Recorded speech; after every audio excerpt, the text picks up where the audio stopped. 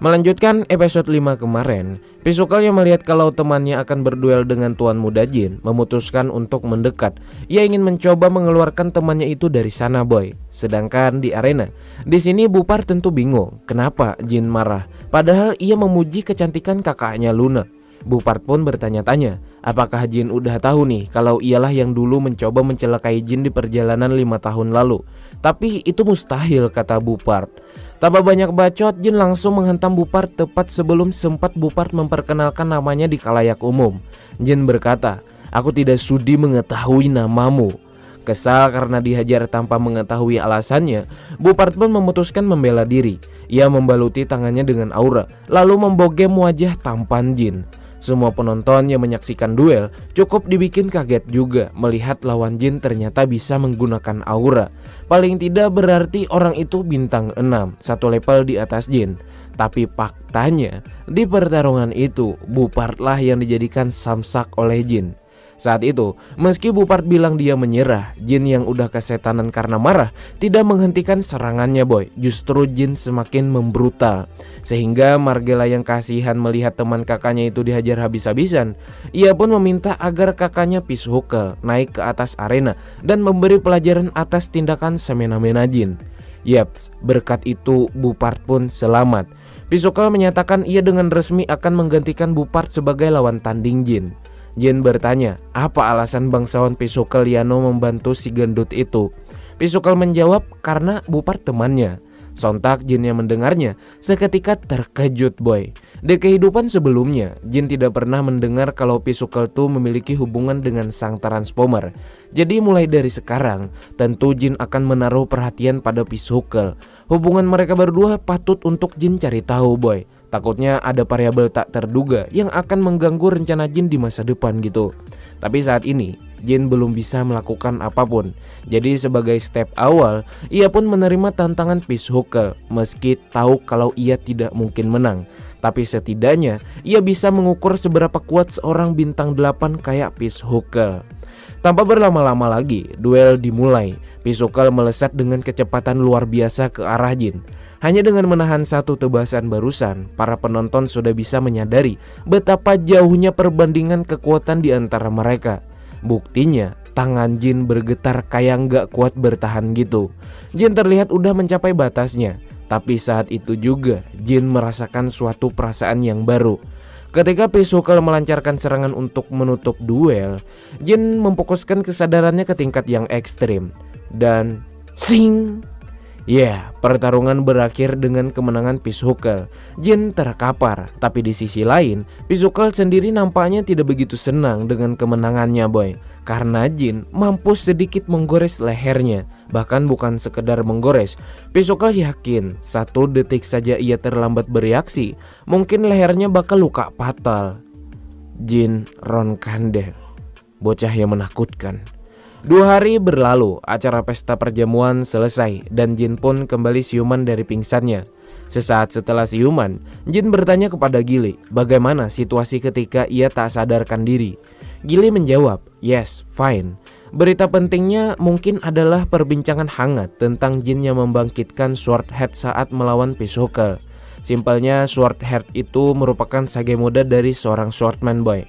Nah, di situ Gili menambahkan bahwasanya Patriark ingin bertemu Jin secepatnya saat Jin udah bangun. Sepertinya kita akan berpergian jauh nih, kata Jin. Oke, singkatnya Jin menghadap ayahnya di ruangan yang sungguh gelap. Bawah tanah kah? Entahlah. Melihat Jin datang dengan pakaian mirip Batman, Chiron pun berkata Jin kayaknya udah tahu nih maksud ia memanggil Jin. Jadi oleh karena itu, ia pun bisa sedikit menghemat basa-basi. Langsung ke inti, Chiron berkata, ini merupakan tempat kuburan para leluhur yang sudah mempertahankan keluarga Ronkandel selama ribuan tahun. Tapi apakah Jin tahu kalau Tenmar, sang patriark pertama, tidak dimakamkan di tempat terhormat ini loh? Kekuatan solderat yang dimiliki Jin adalah alasan kenapa hal itu terjadi. Chiron menjelaskan, setelah kematian Tenmar, semua dewa klan Zippel bersatu mengutuk keturunan Tenmar untuk tidak bisa lagi menggunakan magic. Jadi sehebat itulah gitu pamor dewa solderat di mata dewa lain, sampai keluarga yang berafiliasi dengannya harus di-nerf. Chiron mengatakan, kekuatan jin itu sebenarnya suatu kecurangan dalam kontes hegemoni. Tapi Chiron tidak peduli soal itu. Di sini Chiron hanya minta apakah Jin bisa melampaui semua saudaranya dan mengambil alih keluarga Ronkandel. Jin menjawab ia tidak bisa memutuskan itu sekarang karena ia belum tahu apakah klan Ronkandel layak untuk ia akui. Mendengarnya Chiron bingung harus marah atau bangga. Selama ini para saudara Jin ke dunia luar untuk mendapatkan prestasi supaya diakui keluarga. Tapi Jin sendiri berbeda.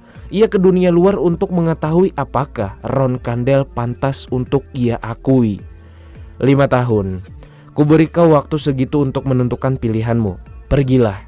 Terima kasih atas segalanya ayah. Aku akan menemuimu dalam 5 tahun lagi. Yap, setelah menyelesaikan urusan mereka, keduanya pun bubar. Di luar gerbang, Gili udah menunggu Jin. Tapi menariknya, saat masa magang pelik barir Jin, Gili itu diberi gelang penyegel kekuatan. Jadi kedepannya Gili takkan bisa menggunakan kekuatannya. Ia tidak lebih bakal cuman jadi pelayan biasa. Karena persiapan udah matang, gak buang-buang waktu lagi, Jin, Murakan, dan Gili segera memulai petualangan mereka. Pertama-tama, Jin memutuskan untuk pergi ke kerajaan Akin yang bisa dikatakan juga sebagai Federasi Magic Lotero. Gili bertanya apa yang Jin mau lakukan di sana. Itu tempat berbahaya loh, soalnya itu bagian daerah Zippel. Jin menjawab, di sana banyak magician ilegal yang suka membuat warga di sana resah. Jadi mungkin untuk ningkatin popularitas tempat itu sangat pas gitu. Tapi faktanya tujuan utama Jin ke sana bukan itu. Tujuan utama Jin ke sana adalah untuk pergi ke pelelangan rahasia yang diadakan oleh klan Tesing, yang mana menurut Jin akan ada banyak barang berguna dijual murah karena mereka belum mengetahui fungsinya yang sudah diketahui oleh regresor seperti Jin. Tapi masalahnya boy, Gili mengatakan mereka kayaknya nggak bisa nih menggunakan gate teleportasi. Soalnya duit mereka nggak cukup boy. Klan hanya memodali Gili 10 koin emas. Jin yang mengetahui ini sama sekali tidak khawatir. Oi Murakan, berubah. Bawa aku ke kerajaan Zahan, dengan begitu masalah keuangan kita akan teratasi. Yaps, Murakan pun berubah ke bentuk naganya. Dan singkat cerita, mereka sampai di wilayah kerajaan Zahan. Cuman karena Gili mabuk saat menaiki Murakan, Jin pun terpaksa harus pergi ke tempat tujuannya seorang diri. Murakan akan tinggal menjaga Gili yang lagi muntah-muntah. Adegan berpindah ke istana kerajaan Zahan. Jin menyusup ke sana menemui Sember Pili, anak bangsawan kerajaan Zahan. Di sini Jin ingin nagih janji Sember yang akan membantu Jin saat Jin butuh bantuan sebagai bentuk balas budi karena Jin udah menolongnya ketika ia diculik teroris Kenzelo. Yaps, karena Sember orangnya tuh amanah, ia pun memberikan apa yang Jin mau. Bahkan ia menjamu Jin di rumahnya layaknya tamu terhormat. Dan keesokan harinya, Jin pun berpamitan untuk melanjutkan perjalanannya. Jin, Murakan, Gili segera menuju gate teleportasi. Saat itu, Murakan bertanya, kenapa Jin gak mau menggunakan jasa transportasi naga terbangnya? Kan hitung-hitung buat berhemat lah. Jin menjawab, Akin adalah federasi magic yang diketahui oleh Zippel. Dan saat ini 80% populasi naga ada di pihak Zippel. Jadi mengendarai Murakan ke sana itu sama saja dengan mendeklarasikan perang. Hah? Bocah, asal kau tahu, 0,5% naga yang kau maksud itu cuma naga lemah yang akan keciprit hanya dengan mendengar namaku. Jir, merinding gua boy dengarnya. Oke, singkat cerita mereka pun berteleportasi ke kerajaan Akin. Setibanya di sana, mereka disuguhkan dengan pemandangan kumuh yang juga suram. Para warganya terlihat sangat cemberut dan antisosial sekali boy. Jin pergi ke sebuah penginapan untuk dijadikan tempat tinggal sementara. Menyadari kedatangan tamu, si pemilik penginapan menyuguhkan minuman sebagai bentuk pelayanan lah boy terhadap pelanggan.